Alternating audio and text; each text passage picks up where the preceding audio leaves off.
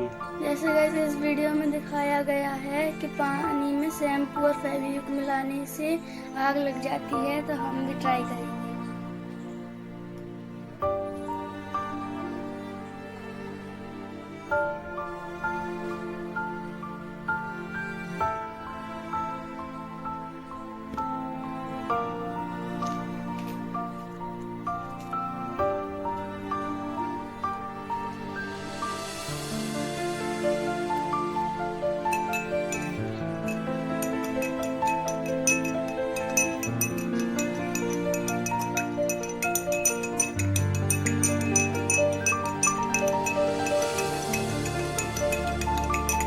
पानी में तो अभी आग लग नहीं रही है।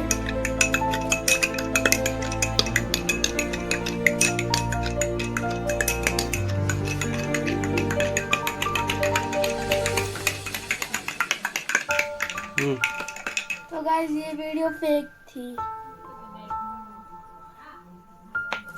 इससे कुछ नहीं हुआ।